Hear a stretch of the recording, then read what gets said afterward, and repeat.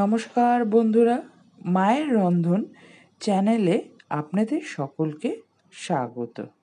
বুঝতে পারছেন না তো আজ কিসের রেসিপি নিয়ে এসেছি? কড়াইতে খালি বাটাটাই দেখতে পাচ্ছেন। এবার এ বাটাটা বাটিতেও ঢেলে দিলাম। এবার বুঝতে পারছেন তো কি বানাচ্ছি? হ্যাঁ, মজাদার শোলা কচুর বাটা। তা দেখুন, শোলা কচু বাটা আমরা এক একজন এক একভাবে বানাই। তাহলে আজকে দেখে নিই আমি কিভাবে শোলা কচু বাটা তৈরি করি। ভালো করে রেসিপিটা দেখে নিন। আমরা 2 টুকরো শোলা কচু নিয়ে নিয়েছি। এটা ছোট ছোট করে কেটে একটা মিক্সির জারে সেই কচু, কিছুটা লঙ্কা আর পোস্ত একসাথে জল দিয়ে ভালো করে বেটে নেব।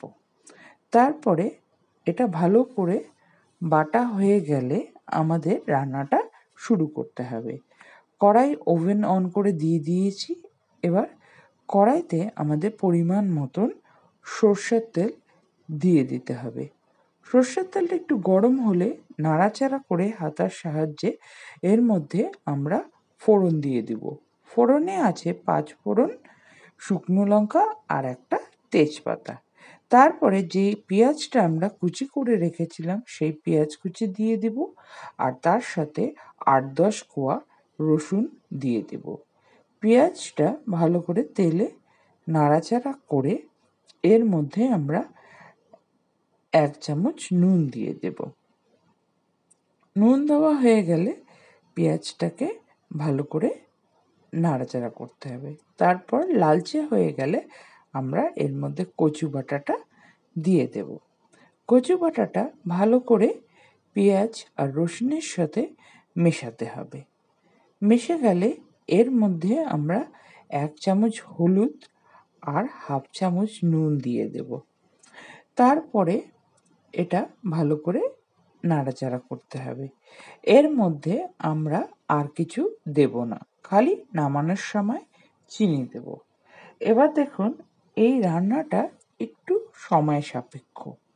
আমাদের যেটা করতে হবে সেটা হলো বারবার হাতা দিয়ে এটাকে নাড়তে হবে আর জলটা শুকাতে হবে।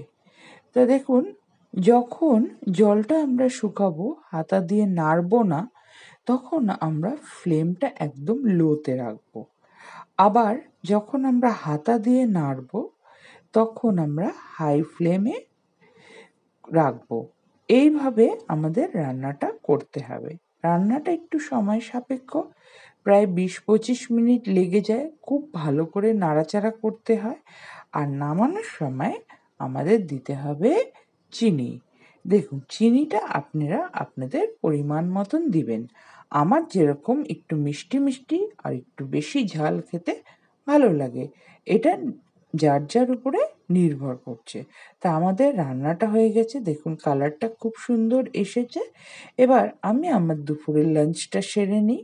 আজকে দুপুরে আছে ভাত, তার সাথে কচু বাটা, আর আরেকটা আমার প্রিয় খাবার, সেটা হলো লাউয়ের খোসা ভাজা। তা চলুন আমি আমার লাঞ্চটা করে নিই। আপনারাও এই রেসিপিটা ট্রাই করবেন, দেখবেন আপনাদের অবশ্যই ভালো লাগবে। কচু শরীরের পক্ষে খুব ভালো হয়, আপনারা খাবেন।